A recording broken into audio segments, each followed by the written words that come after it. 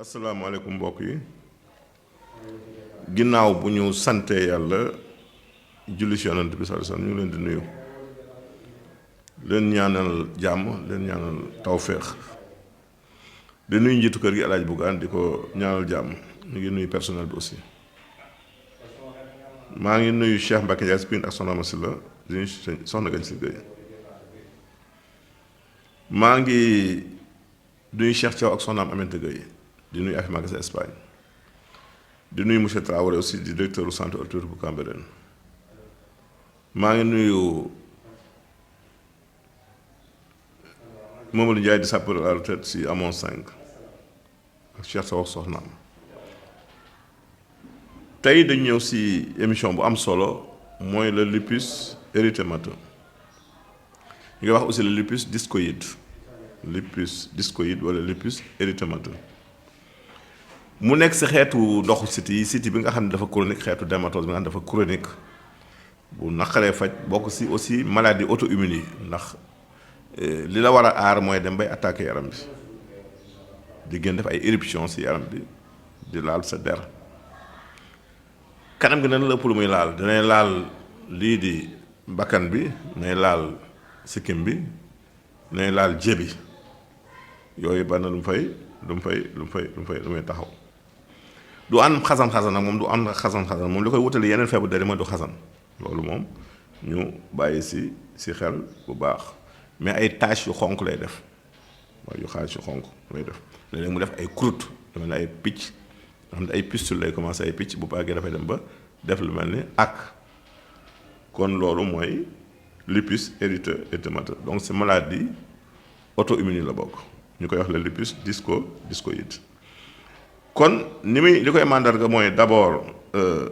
tache yu xonq yooyu muy def bouton yi te du am xasan-xasan dinay def ay plaque aussi ay ak fa mu dàkk aussi dafay mel ni der ba dafay yokk maanaam fu mu la dal rek day mel ni der bi day yokk foofu kon kératose lay indi donc couche cornée bi dafay gën a dëll donc li ma leen ko waxee sànq dinay laal sikkim dinay laal lex dinay laal ab jë dinay laal ay nopp dinay dem ba si le cuir chevelu dinay dem ba laal bopp bi def lu mel ni karaas ak si bopp bi kon loolu mooy le lupus érythémateux li koy faj nag bari na mais dañ leen di may ñetti garab rek ñett rek muy caxat si déem ak ngi gis bu nekk ñetti ren nga muy 9 nga togg ko ba mu ñor si litre ndox ak genn wàll di ko naan par genn wàll kaas boo ndékkee boo añee boo si kàttanu yàlla boo ko defee di am jàmm question yi ñu indi ñaar la kii daal nee na moom vraiment érection moo dul dëgër waaw du dëgër waaw loolu daal moo ko xaw a jaaxal judduwaale wu ko nag daf ko dab ndax yor na soxna am nay doom waaw da ngay xool sabab bi rek parce que jafe-jafe moom bu amee te judduwaale wu ko mën na am yaakaar ne boo fajoo mën na wér mais li nit ñi war a moytu souvent mooy sëy bu bari ak bu jigante nañ si moytu sëy ñaar bi ñetti yoon si benn guddi baaxul bis bu ne nga sëyit baaxul sëy daal ñetti yoon maximum ñetti yoon par semaine doy na si ñu bàyyi si xel bu baax a baax te bañ a forcé boo amee métit nga bañ ko def boo amee naqar nga bañ ko def bu sa biir feesee nga bañ ko def tey dàkk fajar gi moom day fekk li ne woon si biir bi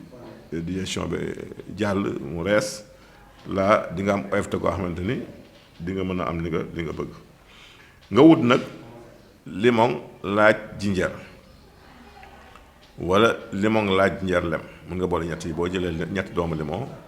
ñetti doomu laaj bu ma nee laaj nag maanaam doo jël gus bi yëpp gel yi ngay jël benn ñaar ñett yi da ngay jël su ko dee daggate ko moom sa def si kaas jël benn doomu limon ñetti doomu limon def si jël ñett doomu jinjeer graté ko def si mën ko sax litre ndox mu tàng bàyyi ba mu sedd nga segg ko jël persil haché ko def ko si di ko naan par genn wàll kaas suba ngoon kooku moom si kàttanu yàlla soo bëggee nag vraiment am li nga am le maximum nag si boole saa yoo lekkee ba ngay naan nga def si kuddu lem boole si lem kooku daal si kàttanu yàlla boo ko dëkkee tey yëy nag jinjeer ak pitikola da fa li yëy kooku moom dafay dëgëral mbir mi fi ñuy jeexale mooy kii daal gastrique moo ko sonal xoosu si biir bi estomac bu metti sax wutal jinjeer ak lem wutal jinjeer sa loxo ba mu fees nga dëbb ko def ko juste si litre ndox saa yoo lekkee nga xees gannaaw kaa dëkkul lem naan si kàttanu yàlla boo ko defee li nga am jaam ñoon tàggu fii leen jox naa du leen jotaay jërëjëf